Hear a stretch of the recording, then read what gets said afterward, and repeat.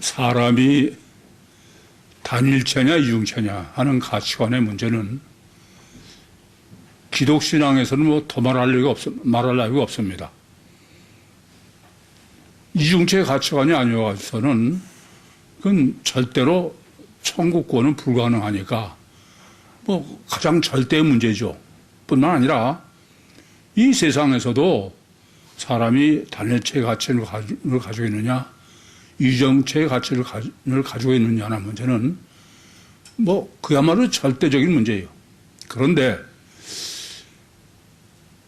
이중체의 가치관으로 설명을 하거나 상대방이 깨닫게 하는 데에는 단일체 가치관을 가지고 있는 사람이 더 쉬워. 다르게 말하면은 완전한 단일체. 그러니까 가사 유물사원을 가진 진화론자라든지 또는 불교처럼 뭐 육이 다고 육이 죽으면 끝난다. 이런 사람들에게 이중체의 가치관을 설명하고 그 사람이 이야기하는 데는 그다지 어렵지 않아요.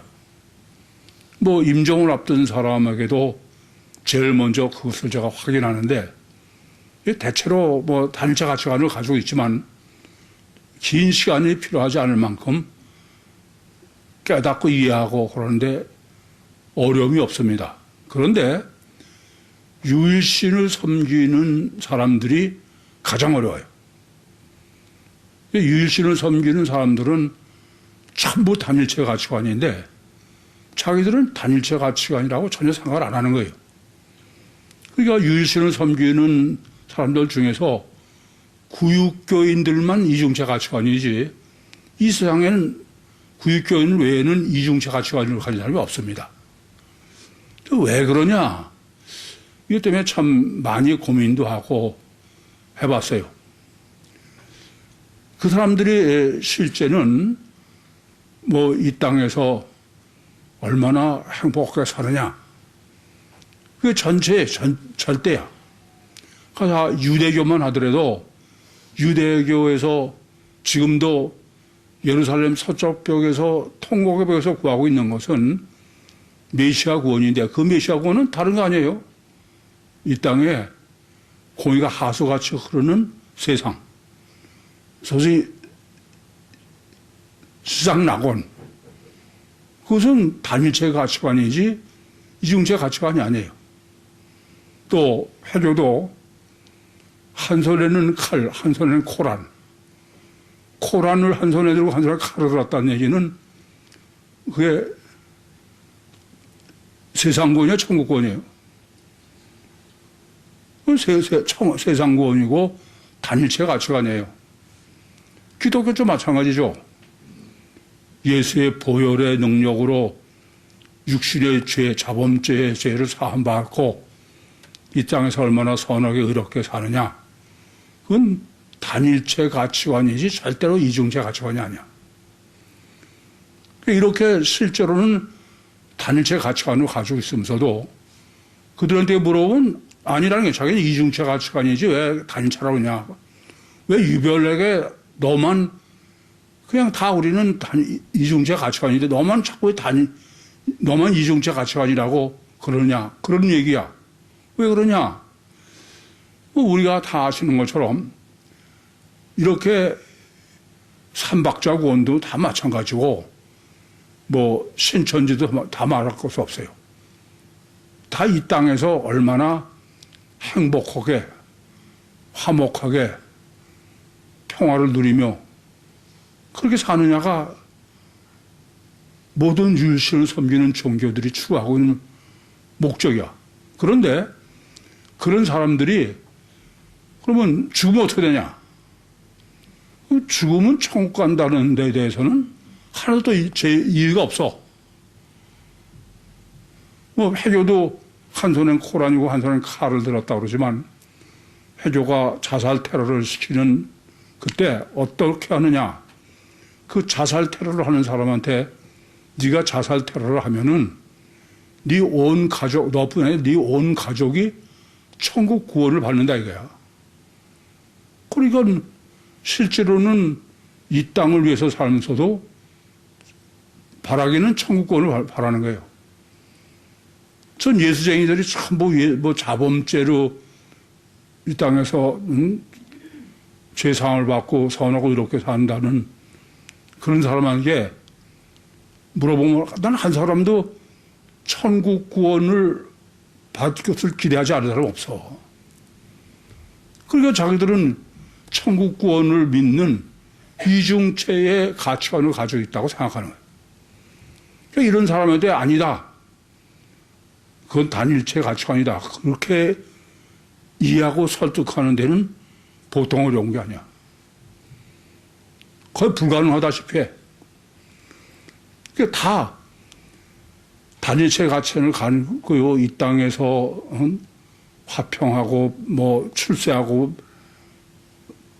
잘 지내는 것이 실제 목적이면서도 그래서 죽고 나서는 천국 갈 것을 또 다 기대하고 있어요.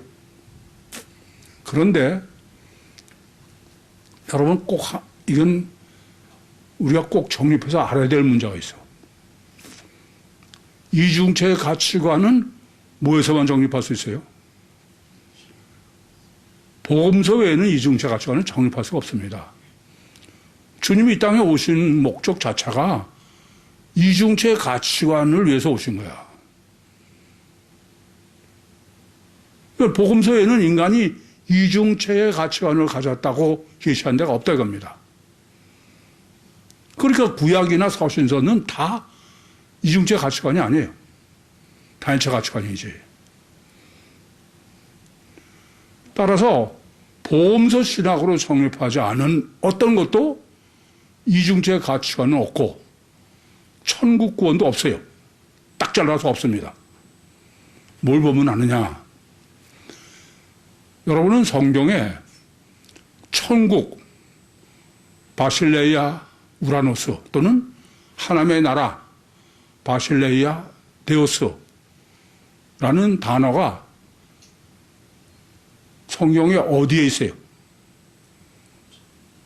이것만 봐도 알아. 복음서 외에는 전혀 없어. 복음서 외에는 천국이라는 단어가 아예 성경에 없어요. 하나님의 나라는 서신서에 바울 서신에 7번 나와요. 그러나 그때 하나님의 나라는 우리가 하나님이 실제의 하나님의 나라로 해석하는 게 아니야. 관념적인 성령을 하나님의 나라로, 뭐 대표적인 경우가 로마서 14장 17절이에요. 하나님의 나라는 먹는 것과 입는 것에 있지 않다. 선하고 의롭고, 아시겠어요? 성령 안에서. 그러니까 실제로 천국을 지칭하고 천국 구원을 지칭할 수 있는 천국이라는 단어나 하나님의 나라는 예수님만 쓰신다래. 예수님만. 그건 복음서에는 없어요. 그 말은 복음서 외에 어떤 경우도 천국 구원은 있다는 게 없다는 거예요. 그건 전혀 없어요. 그래서 제가 이단이 될 때도 왜 너만 옳다고 그러냐? 왜 너만 복음서라고 그러냐? 저도 다 복음서 신학이라는 거야. 이런 거를 성경적으로 정립도 안 하면서 무슨 단어만 천국 구원이다. 그러면 천국 구원입니까? 이건 아주 너무 명확해. 아예 천국이라는 단어가 없어. 이 점을 우선 명확하게 아셔야 되겠습니다. 그러니까 실제로 천국이라는 단어는 주님만 썼고 그건 우리만의 천국이야. 다른 데서는 하나님 나라나 천국이라는 것은 전부 지상 낙원의 의미지 하나님이 직접 통치하시고 역사하신다는 의미가 아니다. 그것은 오직 예수님만 쓰신 거예요. 우리만 가지고 우리만 아는 거야. 그러니까 구유복음 외에는 천국권은 없어요. 있는 거로 착각하는 것 뿐이지. 이전부터 분명히 아셔야 되겠습니다. 오늘 이 본문의 중요성은 우선 2절밖에 안 되는 짧아요. 한 단락이. 근데 2절로 구성되어 있지만 실제로는 앞에 44절 한 절에와 뭐 단어나 모든 게 비슷해. 그러니까 말이 2절이지 앞에 한 절이랑 마찬가지죠. 따라서 이렇게 짧은 절로 한 단락을 설정하신 것은 첫째는 신학 정립이다. 둘째는 단어 하나도 절대로 소홀히 하면 안 된다. 그러게 길면은 그럴 수가 없죠. 예, 그것에 절대적으로. 왜 그러냐? 앞단락 44절에도 천국을 마치, 그렇죠? 오늘 본문도 천국을 마치, 우리는 아무렇지 않게 그냥 천국을 마치, 바실레아 우라노스 그러면 아무렇지 않게 생각하지만 또 말씀드리지만 이것은 예수님만 하신 거예요. 예수님만. 이전부터 우선 바로 아셔야겠습니다. 따라서 여전히 천국의 신학부터 올바로 정립하는 문제는 여전히 반복이라도 이건 절대로 중요해요. 본문에서 말하는 천국, 그건 어떤 겁니까? 천국은 전지전능하시고 천지를 창조하신 유일신이 직접, 간접이 아니라 직접 그리고 실제로 역사하시고 통치하신다. 간접이 아니라 그게 천국의 개념이다 이겁니다. 그러면 하나님은 어떻게 천상에 있는 천국은 통치하시는데 지금 본문은 세상에 있는 천국이다. 이게 세상 천국을 그러니까 자꾸 지상 낙원으로 해석하는데 그럼 뭘 잘못돼서 그러냐? 하나님은 단일체가 아니다. 이중체다. 어떻게 이중체냐? 영 우선이요 육이 종속이다. 빛은 파동 우선이고 입자가 종속이고 우리 육체는 육이 우선이고 영이 종속인데 하나님은 영이 우선이고 육이 종속이다. 이런 이중체시다. 그래서 영 우선인 제가 그를 창조주 하나님의 오른손이라 했어요. 한 하나님인데 오른손으로는 천국, 천상의 하늘에 있는 천국을 통치하시고 그 유일신 하나님의 왼손은 이 세상을 통치하시는 그래서 천상 천국과 지상 천국 둘이 있다. 그래서 지금 본문을 다루고 있는 것은 지상 천국이죠. 이렇게 하나님의 이중체성을 정립하지 못하면 지상 천국은 관념으로 여기시고 하나님이 어떻게 직접 하시냐 이런 얘기가 되는 거죠. 그러면 세상 천국은 또 어떠냐? 세상 천국은 앞에서 정립하지만 몇이에요? 둘이다.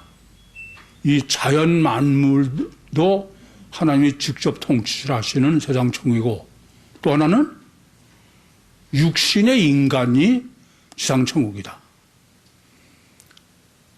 이렇게 지상 천국도 자연 만물의 지상 천국. 그것은 1절부터 9절에 씨 뿌리는 비유로 천국을 마치 밭에 씨를 심었다. 하나님이.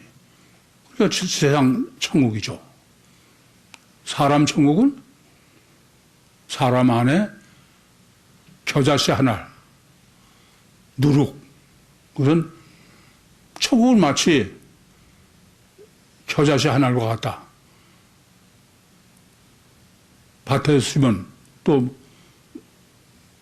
누룩, 여자가 누룩을 왜 서말에 누룩을 부은 거다. 천국이다. 사람 천국이죠.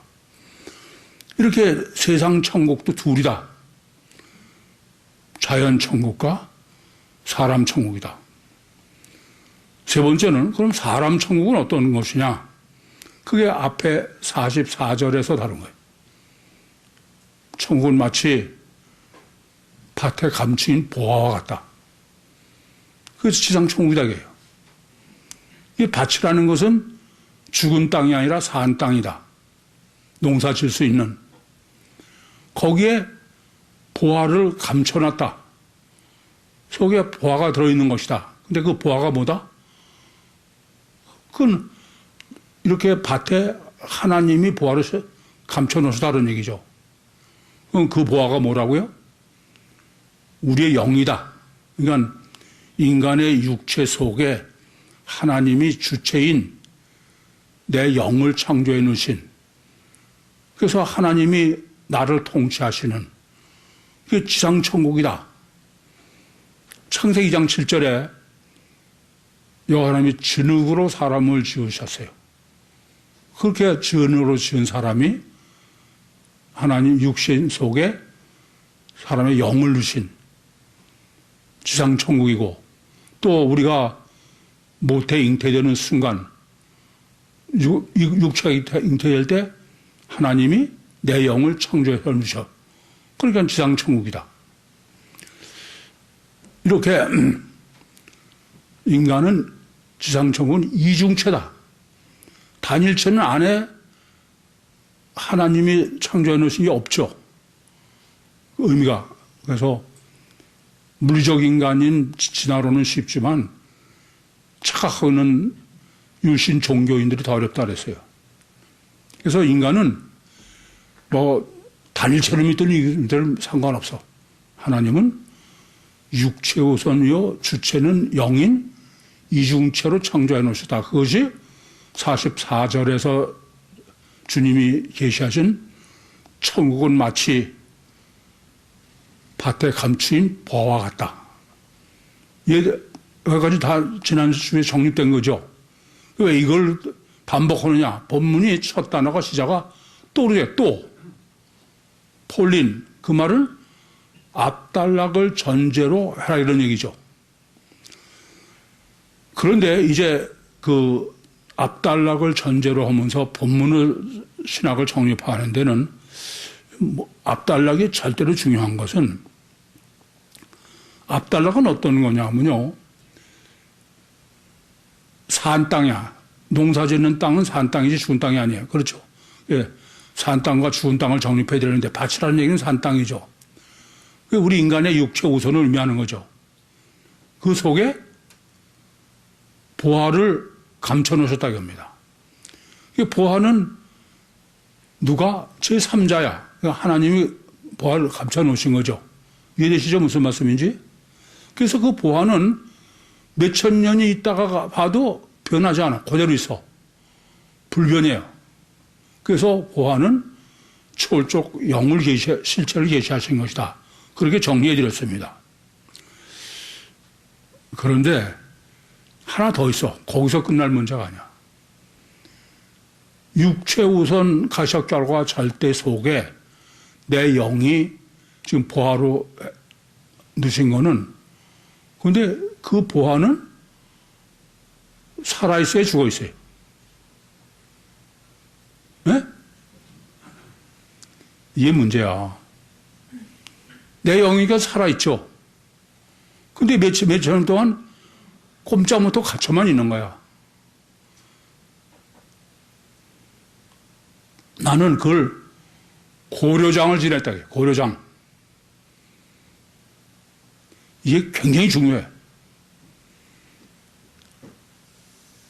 하나님이 우리를 창조하실 때 창세기 2장 7절에 진으로 사람을 지고 또 엄마 뱃속에 잉태되었을 때 내 영을 하나님이 창조해 놓았지만 그 영은 살아있지만 죽은 영이야. 아무것도 할 수 없어. 그게 밭에 감추인 보화로 계시한 거예요. 그래 안 그래요? 초월적 존재임에도 불구하고 고려장을 지냈다. 이건 왜 그렇게 중요해요? 육체 우선이 절대다 이거야. 육체 우선이. 아무리 초월적 영이, 부하라는 것은 시간과 공간을 초월적 능력을 가졌지만 육체 우선이 어느 정도 절대냐. 수천 년을 있어도 부하가 무슨 작동해서 뭘 했다는 건 없어. 그래서 제가 고려장이라고 그런 거야. 고려장이라는 건 뭔지 아시죠? 고려시대는 뭐 늙으면 산 사람을 갖다 파묻었다는 게 고려장 아닙니까? 그러니까 육체 우선 이중체란 어떤 존재냐면 육이 우선이고 영이 종속인 거야. 아시죠? 주체임에서 종속이다 그런 말이에요.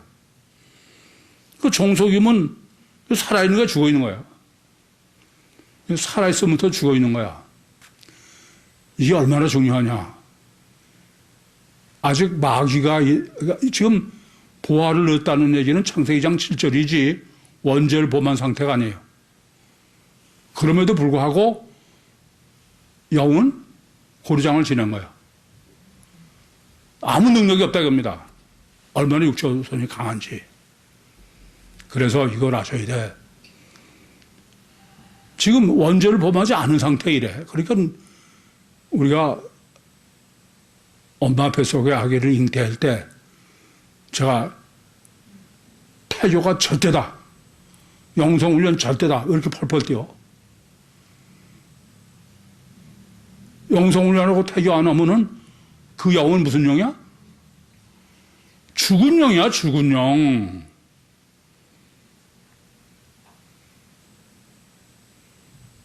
아시겠어요? 이 점을 아셔야 돼.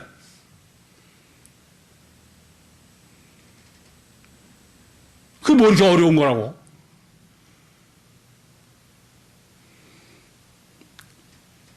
참, 정말 올바로 정의번이 아니냐는 문제는 천지차이야.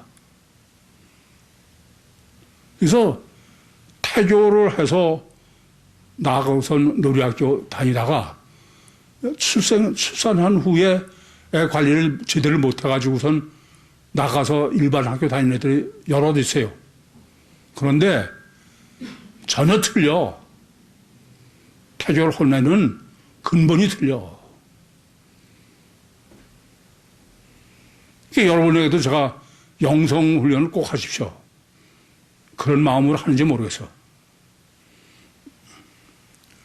따라서 그 무슨 얘기냐? 44절 얘기는 생각해 보세요. 내가 지금 육체 우선 속에 초월적인 주체인 영은 주체지만은 죽어있는 아무 능력이 없어. 그러면 육체 우선 가시적 결과 절대 자기중심적인 마귀의 원죄는 필연이야, 필연. 무슨 말인지 아시겠어요?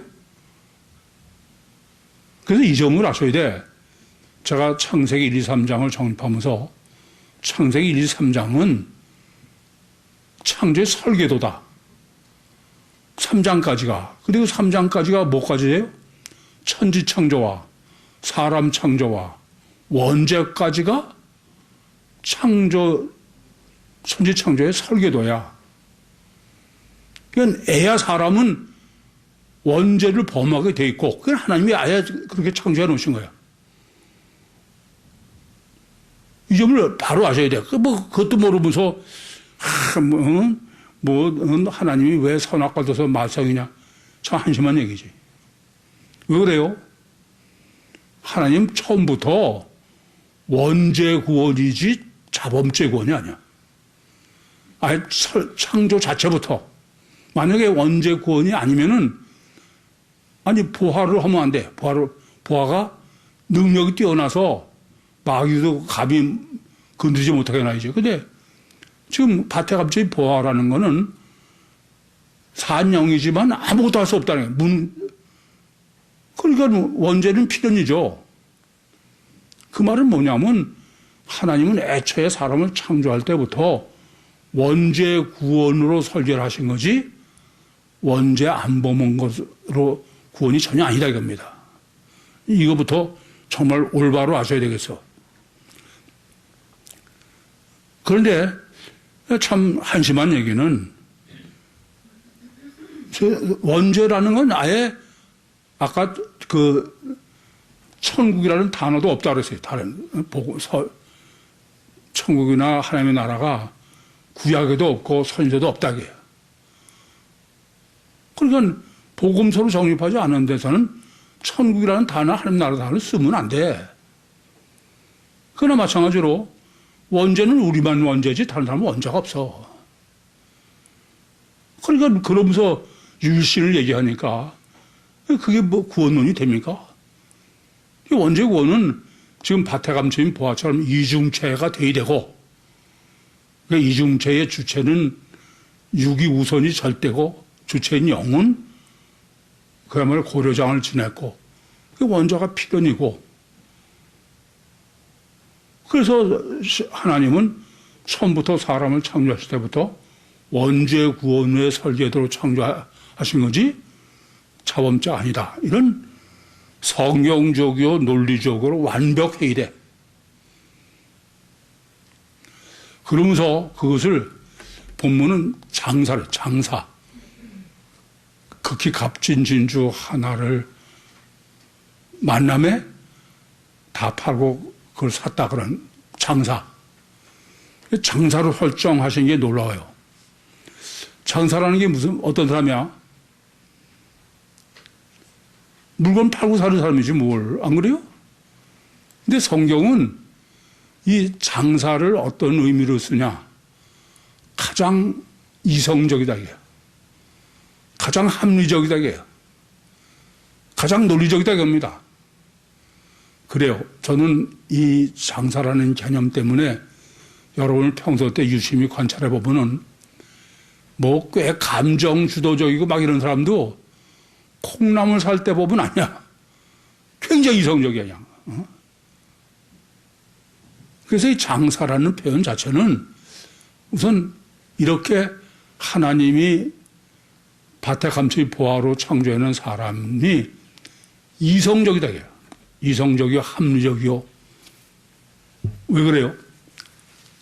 하나님은 육체 우선 속에 거기에 초월적 영을 한 몸에 있게 해서, 그러면 영이 능력이 없지만은 그러나 초월적 영이 감옥에 갇혀 있으면 그건 모순과 갈등일 수밖에 없죠. 모순과 갈등이라는 말은 생각하고, 그러면 저절로 이성적이, 이게 지금 장사라는 사람은 뭐냐면 하나님은 육체 우선 이중체로 창조해 놓으실 때 창조한 목적이 뭐냐면 사람은 아예 불가항력적 이중 요소를 가지고 있다. 육적 요소와 영적 요소를. 근데 주체가 영임에도 불구하고 꼼짝 못하고 있으니까 모순과 갈등 속에 그냥 생각하게. 아까도 말씀드렸지만 보통 때는 그렇지 않은 것 같다가 여러분 콩나물 하나 살 때만 하면 얼마나 생각을 해. 뭐 그뿐이 아니야. 뭐 요새는 뭐 얼마가 어디가 비싸냐 싸냐 언제 세일을 하느냐 무슨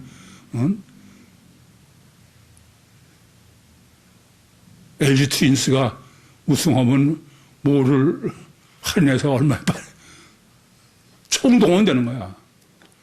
이게 바로 인간은 이렇게 하나님이 이중체로 창조하셨다는 얘기야. 그런데 이 장사가 어떤 또 장사냐면 좋은 진주를 구한다는 거예요. 왜 진주를 구한다고 할까요? 좋은 보화가 아니고, 네? 24. 왜 진주야?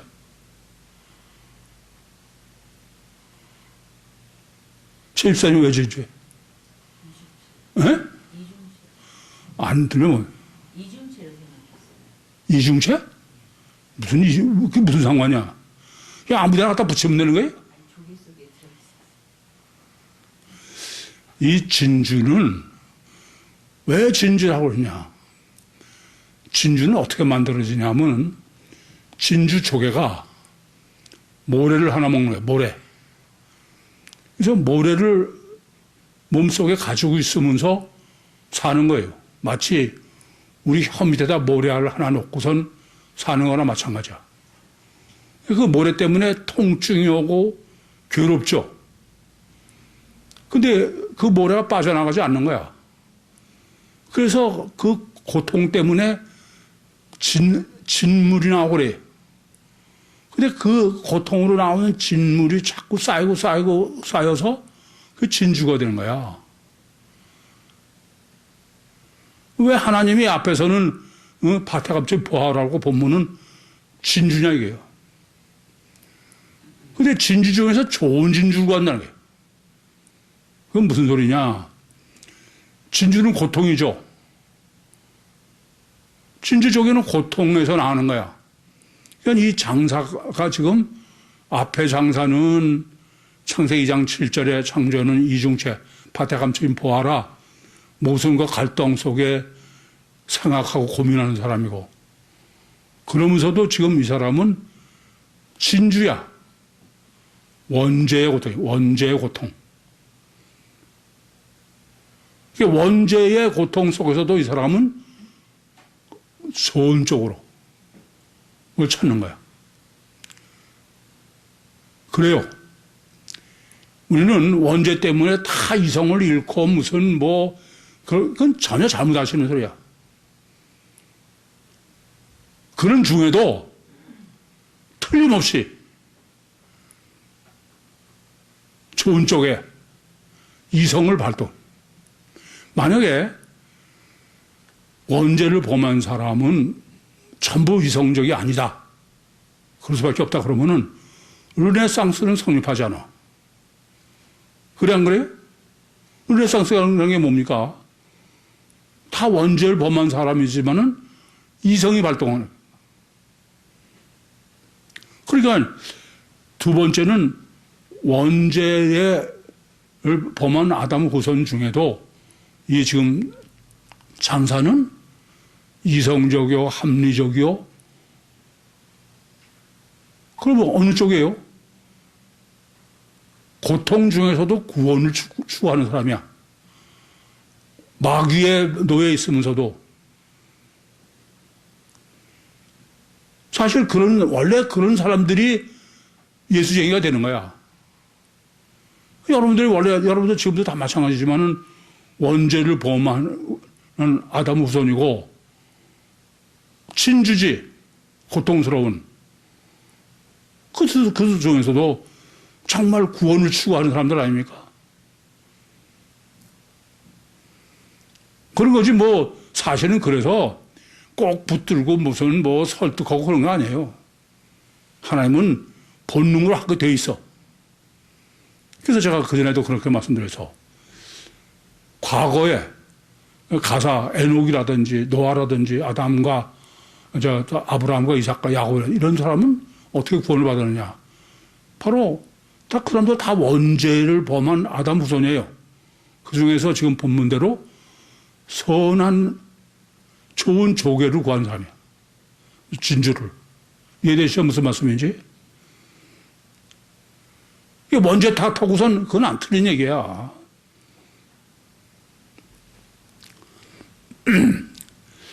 그러면 이 사람은 그러면 어떤 사람일까? 전 이 주님께서 좋은 진주를 구하는 장사로 설정을 이 천국을 이 사람은 누가복음 5장 8절처럼 베드로가 주님께서 물고기를 잔뜩 잡은 걸 보시고선 주여 나를 떠나소서 나는 죄인이로소이다. 정상적인 이성을 그 의미가 무슨 성령이 역사해서 그런 거 아니야. 로마서 7장 24절에 오호라 나는 고고한 사람이로다. 이 사망에 뭔 사람 누가 나를 건져내랴. 원죄 원망하고 죽는 사람이 아니라 나는 아무 능력도 없고 밭에 감춰인 보아야. 게다가 마귀의 노야. 그럼에도 불구하고 좋은 진주를 구하는. 나는 능력이 없었는데 제3자가 나를 도와주죠. 나를 구원해야 되겠습니다. 그런 얘기예요.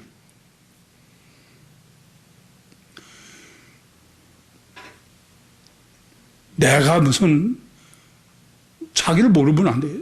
내가 다 한다. 이게 워낙 적절한 얘기 때문에 제 얘기를 또 한 번 더 하겠습니다. 제가 주님을 만나기 전, 예수 믿기 전에는 친구들이 의지의 사나이 돌쇠라고 그래서 저 새끼는 그냥 빨개 벗겨서 저 100군데 꼭대기에 갖다 놔도 저는 굶어 죽지 않는다. 그럴 정도로. 그래서 저는 그때 예수쟁이들 보기를 야, 나 사람의 자기 의지로 다 끊고 자르고 노력하고 그러는 거지 무슨 하나님 도와주셔 있다이가 무슨 우습게 알았어요. 그런데 부산의 성주옥에서 간단한 사건이야. 이 손가락이 딱 굳은 거야. 아프지도 않고 움직이지도 않고. 그때 저는 내 의지라는 게 내 손가락도 내 마음대로 못하는구나. 그래서 그때 진짜 무릎을 꿇었어요. 하나님, 제가 너무 교만했습니다. 내 의지라는 게 내 손가락 하나도 마음대로 할 수 없는 게 내 의지라는 거를 모르고 망각하고 살았다 이거예요.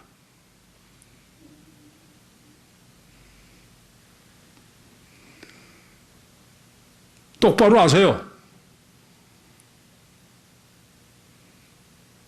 이 사실을 올바로 모르면은 참 제가 보면 예수를 믿어도 아주 한심하게 믿어. 하나님을 늘 자기 부하로 부려먹어. 뭐냐면 지가 다 하는 거야. 그리고 할 수 없는 거. 그거는 어이 하나님 이리 와. 요즘 나 좀 도와줘. 그런 식이지.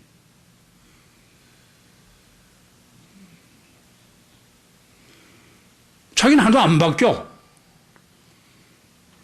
어떤 존재인데. 그러니까 한심해. 교만하고 지가 잘났고 다.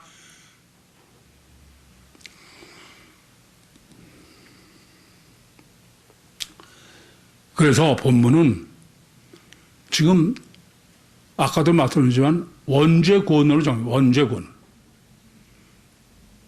하나님은 사람을 창조하실 때부터 원죄구원으로 창조하셨어.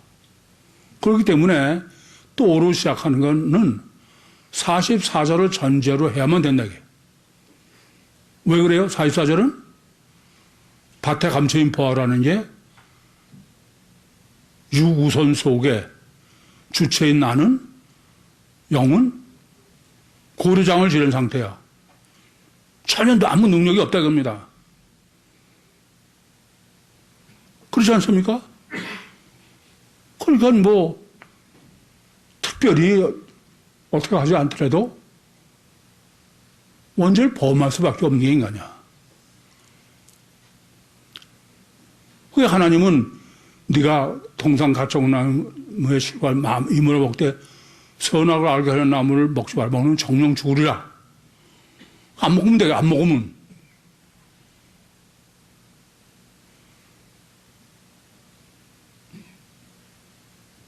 여전히 자기를 모르는 거예요.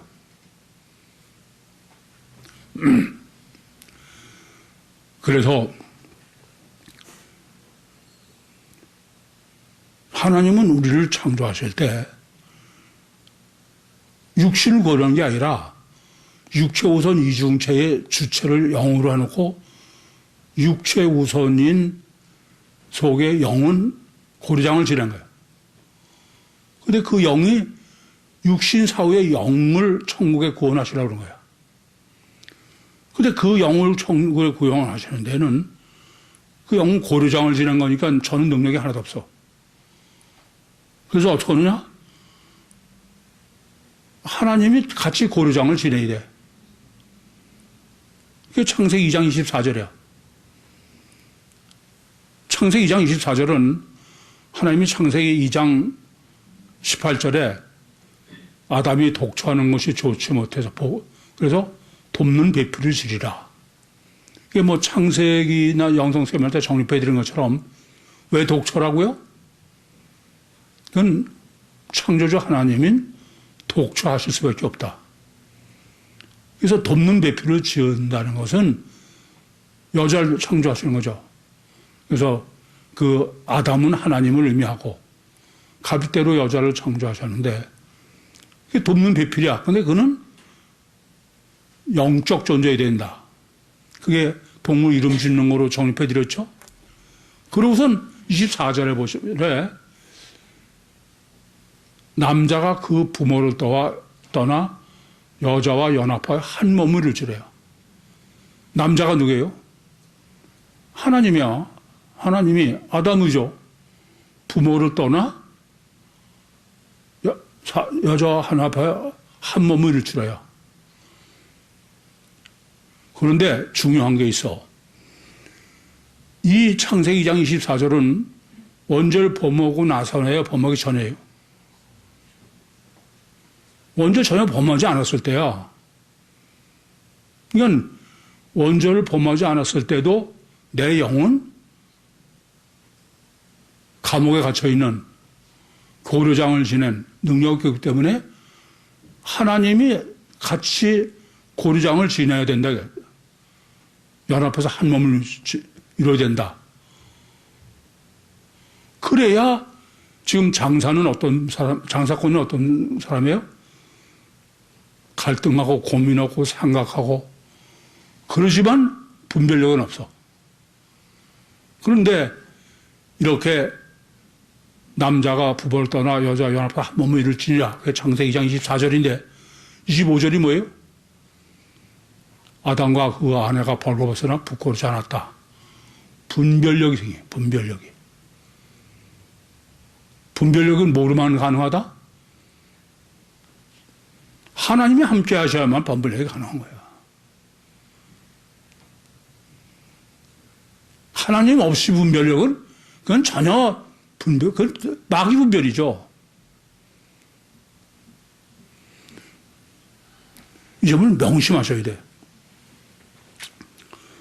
그래서 창세기 2장 24절은 애초부터 원죄를 범하기 전부터 사람은 하나님이 직접 임마누엘 하셔야 돼.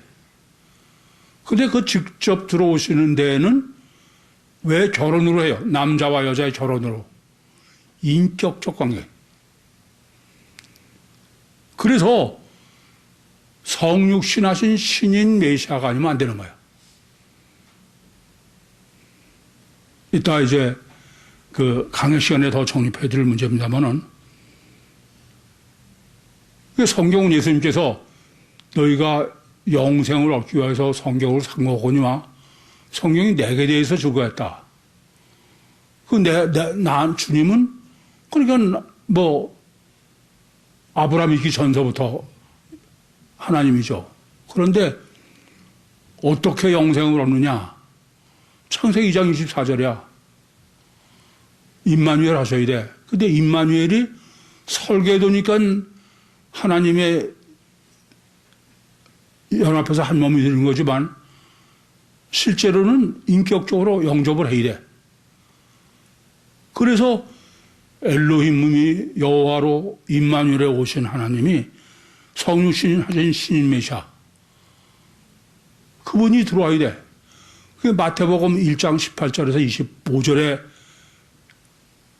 정립해 주신 거야. 오직 그것만. 창세기 2장 24절에 설정된 것의 완성이죠. 그래서 성경적 구원은 유일신의 구원은 오직 뭐냐? 오직 그것은 원죄를 범한 인간 속에 하나님이 삼일체 하나님이 직접 같이 들어오셔야 돼. 매장되어야 돼. 창세기 2장 24절에 아예 원죄 범하기 전부터야. 원죄 범하면 더 말할 나위가 없죠. 원죄를 범하기 전에도 상매장돼서 능력이 전혀 없기 때문에 원죄를 범할 수밖에 없는 인간인데 더군다나 원죄를 범했어. 그러면 이제는 나보다 마귀가 더 나를 지배하고 있어. 내버려두고 자려고 그러면 그거는 전혀 불가능해. 거기에 임마누엘 하셔야 되는 거야. 그거 아니면 구원이 안 된다. 그게 요한복음 14장 16절 17절에 보혜사 성령이에요. 내가 아버지께 구하겠으니까 또 다른 보혜사로 너에게 주사 너희와 함께 계시겠으며 영원히 너희와 함께 계시며 너희 속에 계십니다. 그 결론이 뭐냐? 계시록 21장 9절에 어린 양의 신부인 거예요. 따라서 지금 좋은 진주를 구하는 이 장사가 뭘 만났다? 극히 값진 진주 하나를 만났다 이거야. 극히 값진 진주 하나가 뭘까요? 에?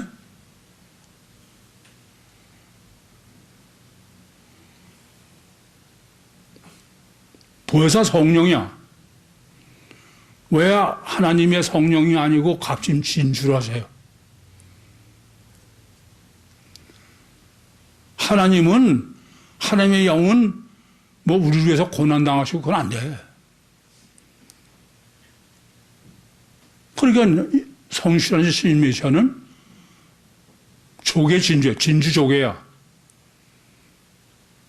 육신을 입고 이 땅에 오신 것 자체가 진주 조개의 고통이요. 공생애가 고통이요. 십자가에 죽으신 거 고통이요. 더군다나 마귀가 들어있는 그 속에 임마누엘 하시는 게 뭐 보통 고통이 아니죠. 그것을 뭐라 그러냐면 보혜사 성령이다. 보혜사다 이겁니다. 아니, 참 깜짝 놀라겠어. 왜 제가 놀랐느냐? 여러분이 아시다시피 보혜사 성령을 계시해서 성경에 기록한 사람이 사도 요한이야. 근데 사도 요한의 요한 1, 2, 3절 어딜 봐도 사도 요한은 보혜사 신학을 전혀 몰라요.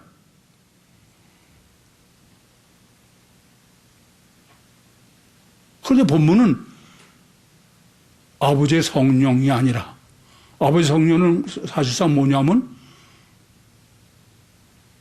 밭에 감춰진 보화야. 의미가. 그게 아니고 극히 값진 진주 하나를 만났다는 거예요. 유리스코에 깨달은 거죠. 그래서 44절에는 밭에 감추인 보화를 깨달은 거예요. 발견한 거예요. 그래서 도로 감춰두고선 있는 소유를 다 팔아서 그 밭을 샀다고 아닙니까? 그걸 제가 어떻게 정립했냐면은 보화를 발견해서 보화를 꺼내다가 가져가는 게 아니고 도로 파 묶고선 그 밭을 샀다. 그 말은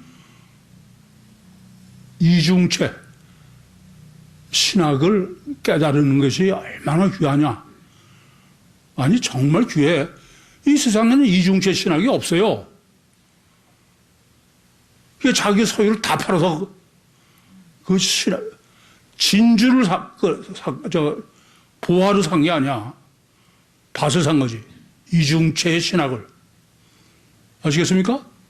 근데 이번에는 극히 값진 진주 하나를 그렇게 보혜사 성령 구원, 임마누엘 구원을 깨달았다고 합니다. 그래서 소유를 다 팔아서 뭘 샀다? 진주가 아니야. 그것을 샀다. 아우토스야. 보혜사 성령 임마누엘 구원론 그 신학이 깨달으면 다 팔아서 설정으로. 근데 다 팔아서 판다는 게 44절에는 콜레오라는 게, 폴레오. 그 폴레오라는 거는 물건을 파는 거야. 자기 소유. 아시겠어요? 그런데 본문에서 자기 소유를 다 팔았다고 팔았다는 단어는 피프라스코라는 거야. 피프라스코. 이 피프라스코는 노예로 파는 거야, 노예로. 무슨 말인지 이해됩니까? 뭐 소유 정도가 아니야, 그건.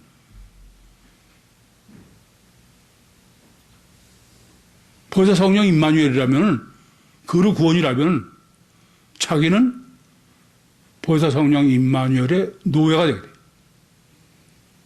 목숨까지 다.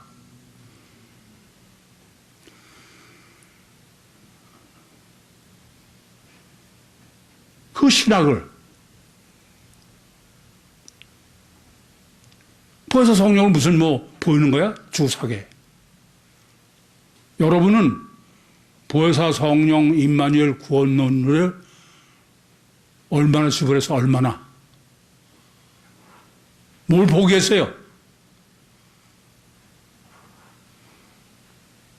아예 소유는 말할 것도 없고 자기가 노예가 되게 돼. 다시 말하면 보혜사 성령 임마누엘 위해서 사는 거예요. 그것만 위해서 산다 이겁니다. 그래서 제가 제목을 하나만 구하라. 여러분, 우리가 하나님을 믿는 거는, 유신을 믿는 거는, 여러분 찬송도 도깨비 방망이야. 하나야. 그 하나면 다야. 내가 보면 너무 한심한 게, 우리 학교 다 마찬가지야. 하나가 안 보이고 하나가 정립이 안 되니까 오늘은 이거, 내일은 저거. 건강도 마찬가지야. 전 내 생명 하나면 아무것도 안 해.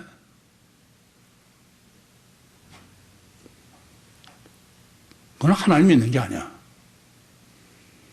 잘 들으세요.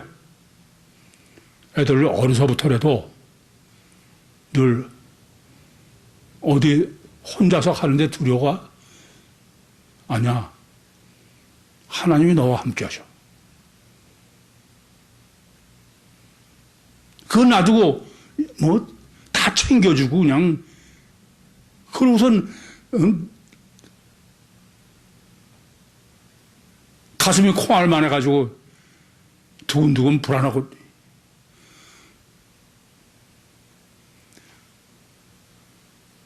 그건 자식 키우는 게 아니야.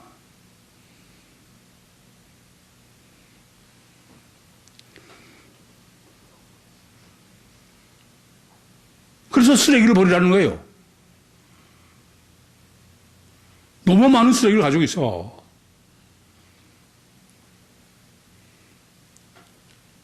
요새는 그러면 유튜브 때문에 무슨 계란하고 무슨 감을 같이 먹으면 안 된다나?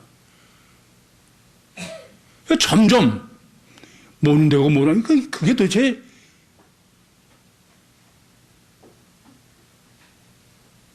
보혜사 성령의 임마누엘의 노예가 아니라 36,500가지의 노예가 되는 거야.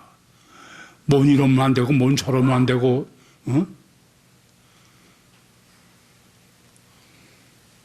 참 안심해. 나 늘 초조하고 불안해. 저는 하나님을 믿으니까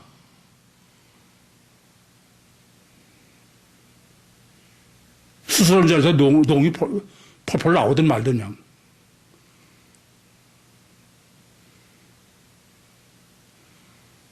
그래 자유가 있는 거야.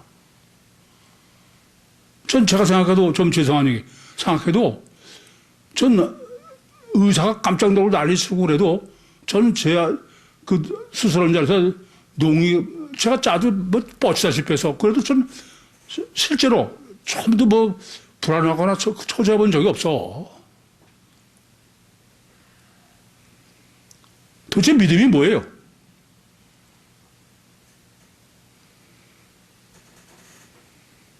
하나만 구해야 돼, 하나.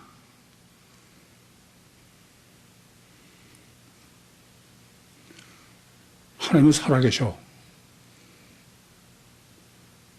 여러분이 모태에서 잉태될 때 하나님이 내 영을 창조해 놓으셔. 그렇지 않으면 잘 때는 내 안에 영이 있을 수가 없어.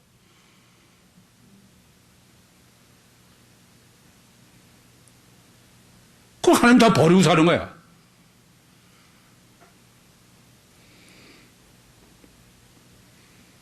하나님만 구하세요. 하나만 구하세요. 36,500가지입니까? 빨리 하나를 줄이셔. 또 둘을 줄이셔. 하나가 될 때까지. 늘